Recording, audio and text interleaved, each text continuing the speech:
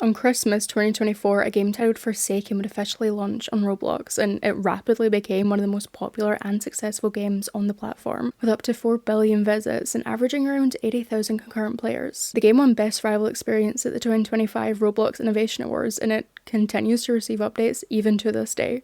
Inspired by games such as Dead by Daylight, survivors in the game have to complete objectives and stay alive, all whilst the killer must hunt down survivors before a timer runs out. However, in March 2025, an online cult called Spawnism would creep up within the Roblox community, centering around a fictional deity known as the Spawn, based on a character within the game called Two Time. The character itself was created to explain why it's harmful to join cults in the first place, but children started to form an online cult based on the lore, some of them actually believing in the thought of getting a second life if they worshipped in the Spawn. But online predators would target these children, making them the cult symbol on their skin, perform degrading acts, and commit severe SH. Pretty much all of these activities took place on Discord. This video will be discussing potentially triggering themes including mental health, SH, and extortion. If you think you might be affected by anything just mentioned, please don't watch this video. I will leave some resources in the description if you have been affected by anything we've spoken about today, but please keep that in mind and please stay safe. Before we get back into the video, I just want to thank today's sponsor, Saley, for helping support this channel and making it possible for me to continue creating and researching videos like this that raise awareness about important topics. This month, I'm actually heading to Paris with my partner on our first ever holiday together, and as someone who has solo travelled a lot in the past, one of the things that I always stressed out about was making sure that I had internet the second the plane landed on the tarmac so that I could let my mum know I landed safe. And that's why I've been setting up Saley, which is an eSIM app that lets you buy a mobile data plan before you even leave your home. They have plans in over 200 destinations, so instead of dealing with expensive roaming charges or trying to hunt down a local SIM card, everything's already sorted out even before your trip. The setup is really straightforward. You just download the app, choose your destination, pick the plan that you want, and install the SIM before you travel. Then when you arrive, it automatically connects to the local network, which is exactly what I'll be doing in Paris. I'm sure if you are watching this channel, you'll also appreciate that the app includes extra security features, like blocking malicious websites, trackers, and ads while you're using your mobile data. And you can easily keep track of how much data you've got left, which is really useful if you're traveling for a few days. So if you've got any holidays planned this summer, or honestly any trips coming up, I would recommend checking it out. You can get an exclusive 15% discount on Saley data plans by using my code JADE at checkout. Just download the Saley app or head to saley.com/JADE.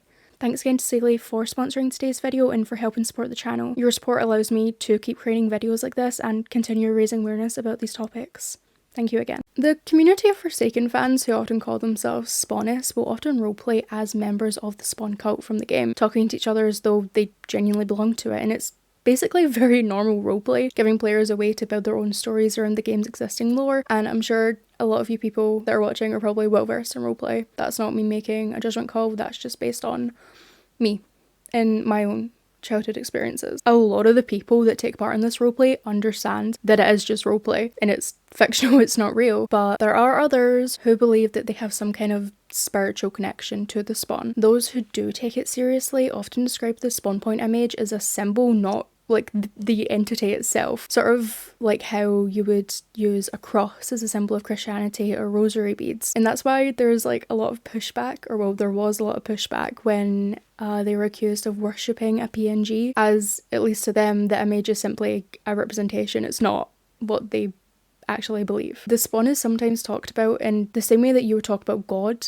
with some Spawnists even adapting Bible verses around their beliefs. There are also some Spawnism games on Roblox which are designed to resemble Christian chapels with pulpits, banners, and like rows of seats.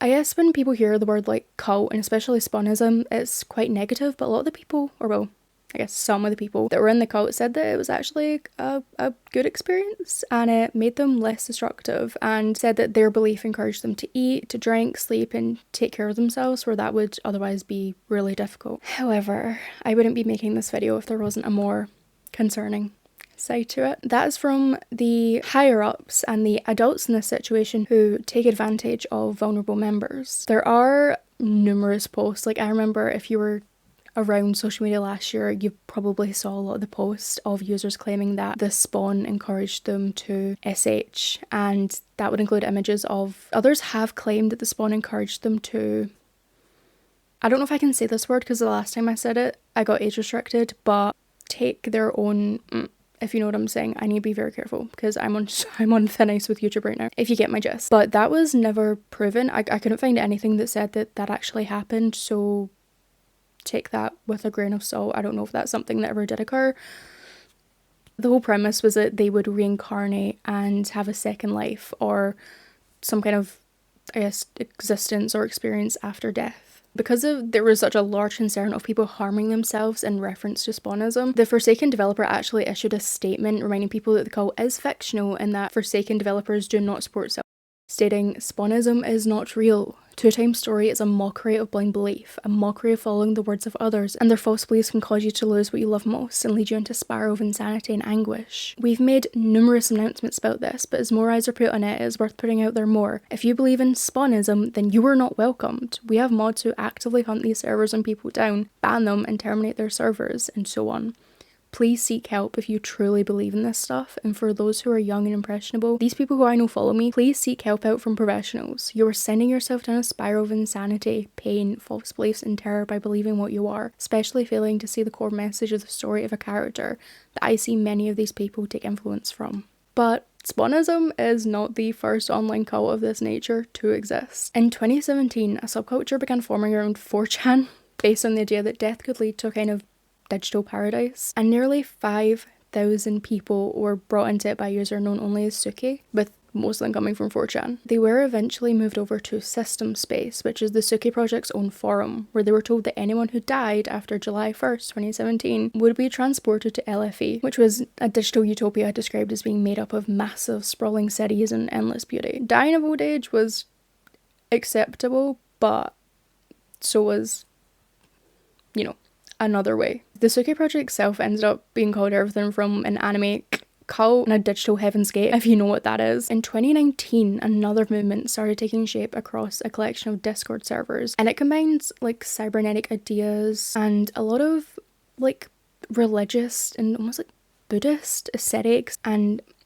esoteric Hitlerism and just reactionary political influence and posts. This became known as Kali Yuga Accelerationism, and I hope I said that right. I'm sorry if I didn't. Or just Kali. The movement had two main headfigures. There was Sunny, or Verdict Cyber God, and Mia, Black-Hearted Cyber Angel Baby, or BPD God. Yep.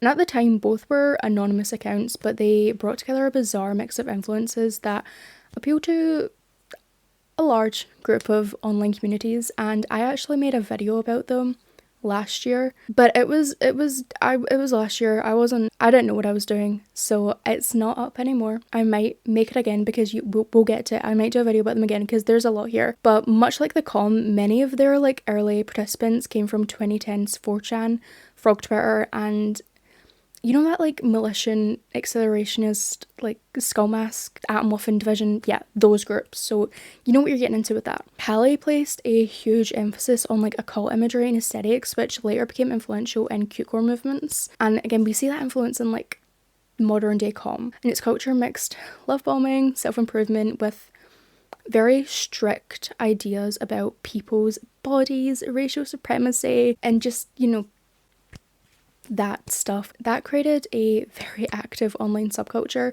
where members could adopt the Kali mark in their username or bio as long as they could prove that they belonged. By 2022, the people in this group were facing a lot of accusations about coercive control and abuse and encouraging eating disorders and other mental illnesses. Several victims began posting these screenshots and other documentation across Instagram, Twitter, mainly alleging that Mia and other members had been younger girls and manipulating them into SH and starving themselves, basically.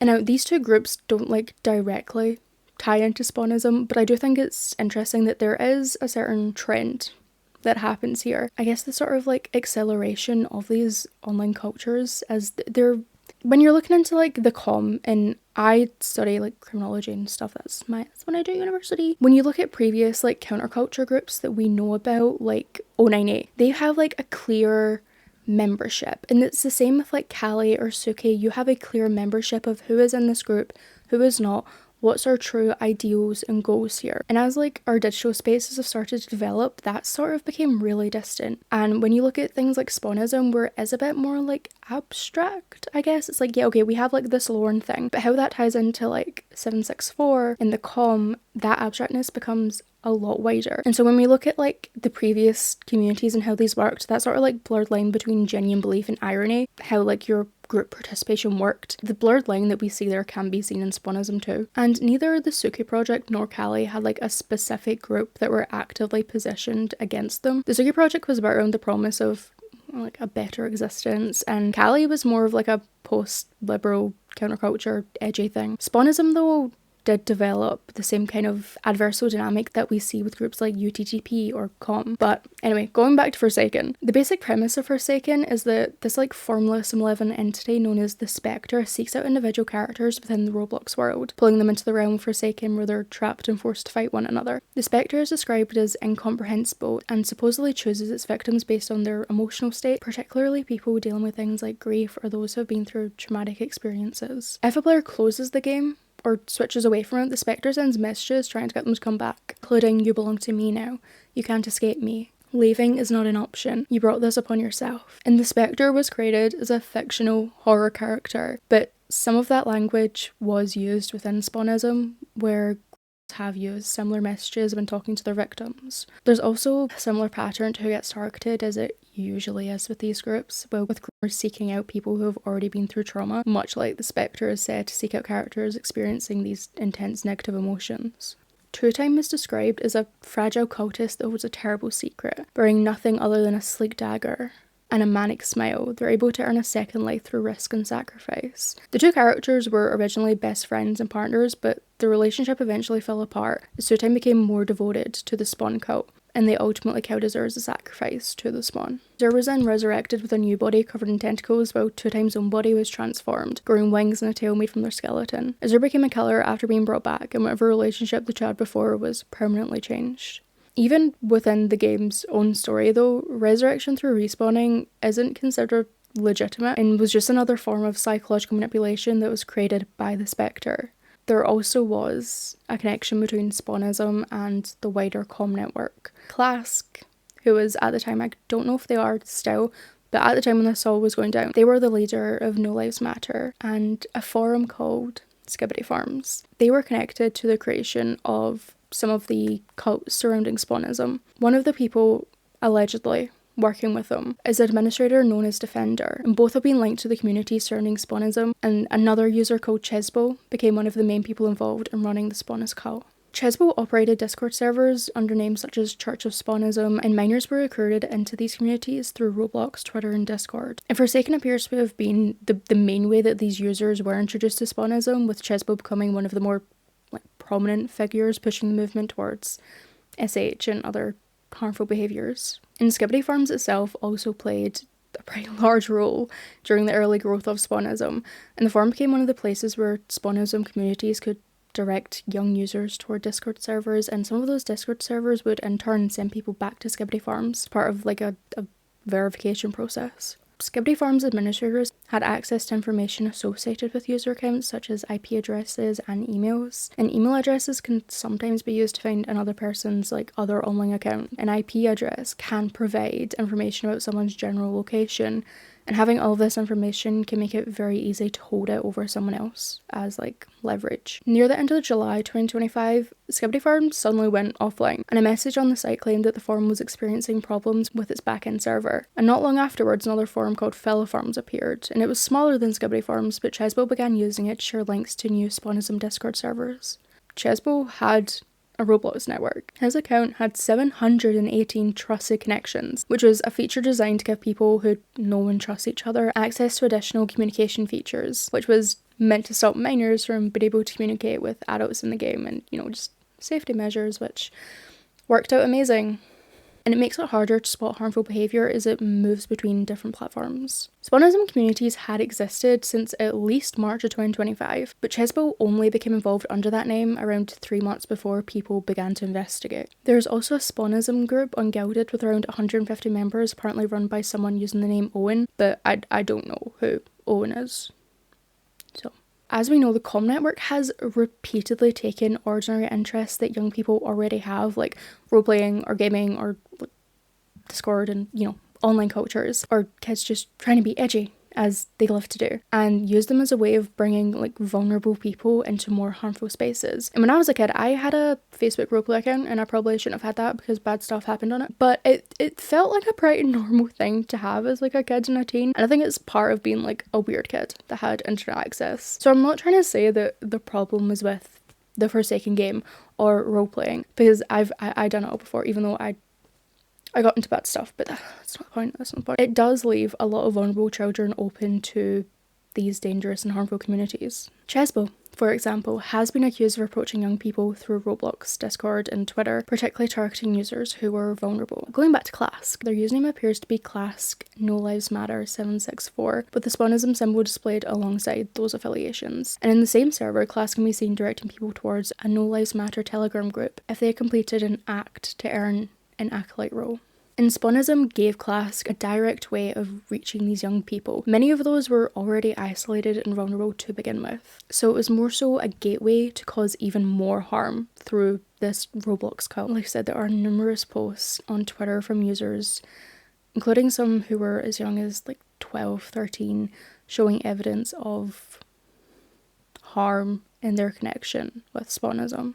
And Clask developed a pretty deliberate way of finding these people, and his various accounts use hashtag and terms associated with SH, Forsaken and Roblox, while also reposting content made by these users, and some Spawnism Discord servers were advertised as being child friendly, only for the people who joined them to be introduced to a series of increasingly harmful and degrading activities within the server. Clask would also tell Spawnists that they had to carry out more acts, and that those acts should become more severe. One of the rituals involved Chesbo getting victims onto a video call and using the Spawnism story to pressure them into giving up very sensitive information and compromising material. The justification that he gave was that the Spawn needs to recognise them before sending them into their supposed second life. This involved pressuring victims to appear on camera in situations they weren't comfortable with, and attempting to obtain material that could later be used against them. And that was often tied directly to this fictional lore, and Chesbo printed himself as some kind of like herald, I guess you would call it, between Spawn and its followers, using the belief system to convince people that refusing him meant that they weren't genuine believers. On one side, there are people who are genuinely just like role-playing this cult because they're fans of the game, and they understand that the Spawn cult is fictional and they treat it as part of the game's lore. But then there are the communities that are being run by people that are exploiting the individuals within these communities who are just role-playing. And at least 3 different groups have been identified, each with its own figurehead or prophet, including Chesbo, Clask, along with one other person known as SK, but I couldn't really find out more about who that was. These 2 differing sides have ended up fighting with each other, as you can imagine. Members of the genuine role-playing community try to warn others about Chesbo to try and protect younger users who could have become involved within these communities. Even that was used and turned against them. Chesbo would target people trying to protect younger members and pressure them into harmful behaviour, using their desire to protect other victims as leverage. Just a little end note, there were claims surrounding the relationship between Skibbity Farm, Spawnism, and several content creators who made content when all this was going down. Posts alleged that Defender had been trying to bring Spawnism users over to Skibbity Farms around the same time that Parlo announced a video about Spawnism. Other posts claimed that Defender had previously supplied information to Parlo for videos, and that members associated with Defender had been active in Spawnist and related servers. Supposedly showed Defender working in these communities, as well as links between Skibbity Farms and Spawnist Discord servers. And other creators, including Wombo, have also been accused of having connections to Defender and subsequently making videos about Spawnism. But just to tie it all up there, I think the most important thing about talking about this even a year later is that Spawnism wasn't, I guess it wasn't like the sole issue, and it wasn't the sole problem. When you're a kid, you find a game. If you're into other subcultures like I am, you roleplay in that game or about that game or about that cult, and it's normal. It's not new. None of this is like new. But the dangerous part is that people who are involved in this didn't have to create a new website, they didn't have to create a new platform, they didn't have to create a new game. They just took something that already existed, a game that people and young children already enjoyed, and then they could use that and move them elsewhere and indoctrinate them into differing beliefs. And again, this isn't the first time this has happened, and the scary part to me though is the escalation that these subcultures are having online. I mean, we saw it like last year, but you know, remember that like weird TikTok cult that happened?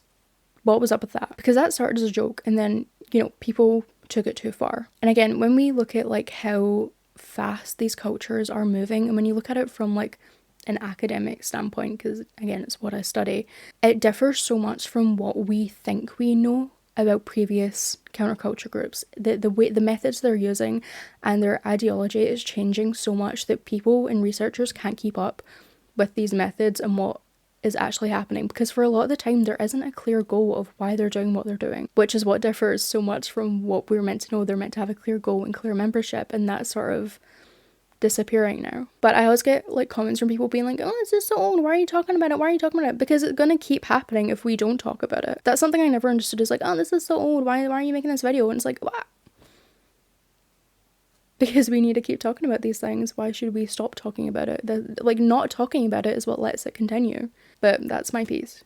And that's why I think it's important to, you know, keep bringing these up, because it's going to keep happening. History repeats itself and whatnot. But as always, thank you so much to our channel members for making this video possible. Your support truly means so much, and I'm so grateful. Thank you for all of you. I hope you're all doing okay. Please take care, please stay safe, and I will see you, I don't know, soon, hopefully. Yeah, bye.